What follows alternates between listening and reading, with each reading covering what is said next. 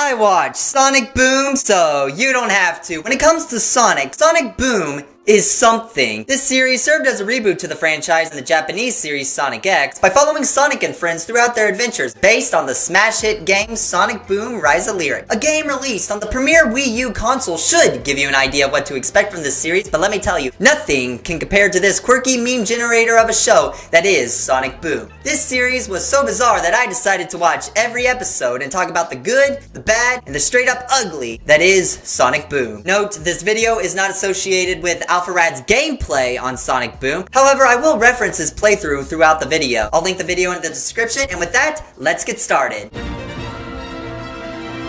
The first thing we've got to talk about is the characters, specifically their redesigns. While some design choices were alright, such as Sonic and Eggman, others, like Amy, were given a post-2010 update to, quote, fit in with today's standards. While I'm not saying Amy is or should be an over-sexualized cartoon character, I do think it's a bit ridiculous that they needed to update her attire just because her classic outfit showed a little too much skin. You gotta follow those middle school dress codes, children. There's not much regarding Tails, they just gave him a bit of drip, which I don't mind. However, I think the biggest what the f character design came in the revelation of Knuckles, as the choice they made was interesting, to say the least.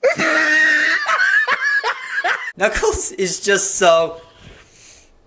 I feel like he's one of those characters the artist didn't know how to design. I think he even had a cowboy hat at one point. Classic Knuckles' head-body ratio makes him look like a bobblehead, while in Sonic Boom, he's just the average I skip leg day. Who says I skip leg day? Other characters have sports tape for some reason, but I got used to that. And you might think that's all the main characters, but you'd be wrong, as there's one character that makes up Sonic and Friends, a character so well known, the series didn't need to give him a proper introduction. That's right, I'm talking about everybody's favorite character. You will never obliterate Sticks, because Sticks is unobliterated me. You can't kill me. Like, I understand her character comes from the games, however, she's an NPC in Rise of Lyric, and you can't even play as her or access the quests unless you bought Shattered Crystal on the 3DS. Not like that's gonna help either, as neither of those games explains who the f she is or how she got involved with Sonic. Yet she's there, and now you've got the perfect cast of characters for a show, as the audience wonders what adventures will await them. So the plot is something. If you went into this show with high hopes of amazing adventures and a driven storyline, well, you better change shows, cause you won't find that here. At least, not at first. While Sonic X was written to be action before comedy, Sonic Boom is written to be comedy before action. This show managed to nail the comedy aspects for the most part, not to mention there were decent fights between Sonic and whoever was causing trouble in the episode. However, the fights did feel repetitive at times, which the show actually acknowledges. This old bot again? Why can't you build something new? You know how much it costs to design and build new robots every week? Basically, for the first season, there wasn't really an overarching story, so you could pretty much watch any of the 52 episodes in whatever order, and you wouldn't be lost in the story, as long as you ended the first season on episode 52, but I'll explain why later. Changing the theme of Sonic to be comedy before action was a bold decision, as fans of the franchise know what makes Sonic great in general is a good blend of both themes. However, as stated before, the show did an excellent job regarding comedy. What makes this series funny is often dry humor mixed in with their zany lifestyle at handling real-world situations. The show came out when I was in middle school, so a lot of the jokes flew over my head at the time. But after rewatching it and having experienced life for almost 20 years, a lot of the jokes did land the second time watching. Is this a towel? What am I supposed to cover with that? Are you making fun of me? This can be accommodated by some great voice acting for the characters. While most of the voice actors from Sonic X were replaced with the exception of Eggman and Tails, all of them do an excellent job portraying their characters. Unlike modern Sonic games where it can be noticeable in Craig's voice when he sounds desperate, Craig in Sonic Boom nails this sarcastic but arrogant portrayal of Sonic, who has a genuine heart for saving others. Nearly every joke lands with Sonic and is easily Roger Craig's best work as the Blue Hedgehog. However, the character that really got my attention is Dr. Eggman, as this villain portrayal is often compared to Dr. Doofenshmirtz in the Sonic fandom. When you've been playing a character for over 20 years, you start to understand them and just really get into it. Mike Pollock killed it as Eggman, as this version aspires to take over the village, but really is more of a frenemy to Sonic and the others rather than a true villain. There's numerous episodes center around the evil mastermind, and often involve Eggman tackling real-world inconveniences, such as village bureaucracy or the homeowner association. That's another thing about this portrayal of Eggman. Despite being a villain, he still obeys village laws, but handles them using his own zany and over-convoluted schemes. Even the new character I mentioned before, Styx, has an original personality that contributes to the show. She's a conspiracist to believes the craziest things which often get brushed over by other characters. However, more often than not, actually turn out to be true and contribute to a much greater story in the series. Despite not having a proper introduction like other characters, she has her own sense of humor that's both original and works well with the aspect of the show. Overall, in terms of strength, Sonic Boom succeeded in comedy, using an excellent mixture of witty comments, slapstick, and cutaways. The show would even have moments of self-awareness, poking fun of itself within the Sonic fandom.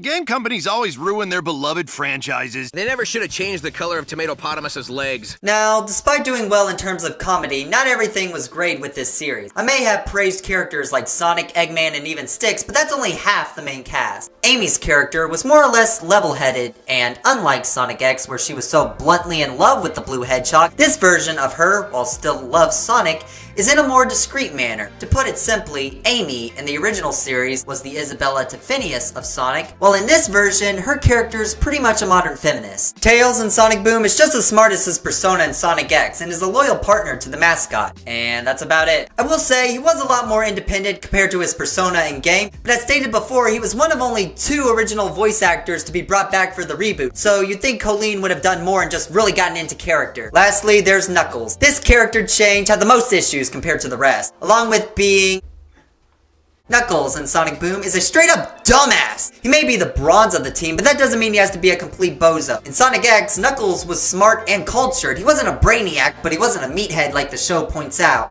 What? Just because I'm a meathead doesn't mean I'm not a feminist. In terms of comedy, he was alright. A lot of his humor comes from him having bright moments, but other than that, he wasn't doing anything important. I'll watch it for you. People have been complaining that I don't guard enough rare stones. Outside characters, the animation style of this Sonic franchise is entirely 3D, while the sets and designs complement the show, and character models for the main and supporting cast were on point. Often at times, the lighting was off-key and actions felt stiff, pretty lifeless in comparison to the second season. The final thing to talk about before diving into season 2 is how the show kept the viewer's attention during the first season. As stated, there wasn't really a storyline in the beginning, so how did the show gain an audience and greenlit a second season? It was through nostalgia. The show would reference moments that the fans were familiar with and bring in classic characters that made the fans of the franchise rejoice. In fact, the first moment that really shocked the viewers and got them invested in the show was this scene from season 1, episode 44.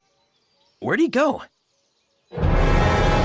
That's right, this was Metal Sonic's debut in the series. What made this scene memorable was the fact that no one was expecting this to happen. The entire show up to this point left the viewers believing this episode, where Sonic was framed for a crime he didn't commit, would be handled in the show's usual manner. But the revelation that it was Metal Sonic who was causing the trouble had the episode include not just an amazing twist, but an epic fight scene between Sonic and Metal Sonic. It was the first episode in the series that had an actual story and did a good job at mixing both comedy and action. Not to mention, this proved that the series was canon to the games, as the post-credit scene in Rise of Lyric ended with Metal Sonic regaining sentience, which this episode revealed where he's been hiding since. I mentioned before that as long as you ended season 1 with episode 52, you want to be lost in the story, and well, here's why. So this is why you called me here.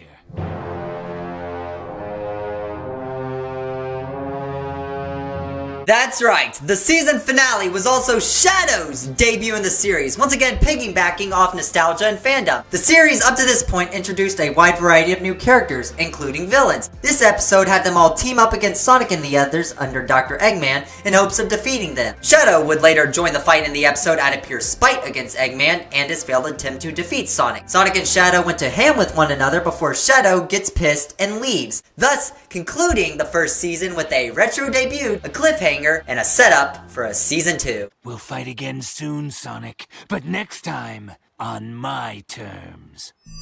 Season 2 of Sonic Boom is arguably when the show really began to buckle down. It's often at this point in the story when the show can be classified as a bad series that got good, which is pretty accurate. Before we could talk about positives in Season 2, there's definitely some negatives that need to be discussed. For starters, the animation studios switched from WeDo Productions to Technicolor animation, which allowed for more vibrant and expressive movement with characters. This was a big improvement compared to the animation of Season 1. However, as the season went on, the animation started to become a bit wonky. Numerous scenes to entire episodes past mid-season 2 had the animation appear incomplete, along with awkward camera shots in low-res JPEG. To summarize, as the season went on, the animation started to become half-baked, And there was good reason for this. Because season 1 of Sonic Boom was received as mediocre by Cartoon Network standards, the second season would air only on Boomerang. You know, that channel that airs reruns of old Cartoon Network shows from 15-20 years ago. Instead of making room in the broadcast schedule for new episodes of Sonic Boom on Cartoon Network, they released every episode on Boomerang till the end of the season. Yet they kept room in their schedule to air 6 hours of Teen Titans Go. Because everybody loves that show. Since Sonic Boom was now airing on a lesser known channel, the show lost viewership. Thus, despite having better animation than season 1, Technicolor wasn't receiving enough profit for the budget with Sonic Boom. Despite those negatives, season 2 of Sonic Boom is far better than I could have anticipated. They learned from season 1 by keeping what worked, changing what needed to be fixed, and most importantly, experimenting with new ideas. Remember when I talked about amazing adventures and a driven storyline? Well, season 2 is when the show started to transition from setups to the actual storyline. You get episodes that change the battle style between Team Sonic and Eggman, along with the aforementioned season 1 threats taking a much greater role in the story. Season 2 does a better job at balancing action and comedy while still having comedy being the main focus. Alongside that, new threats are introduced that tie with the storyline and even contribute lore with the Sonic Boom franchise. The main topic I want to focus on is the Ancients, who are a long-lost advanced civilization devoting themselves peacefully to controlling the world's resources with all life, but disappeared one day, leaving behind only bits and pieces of their past. The Ancients being a plot in Sonic Boom contributes to how the show and game are connected, because in Rise of Lyric,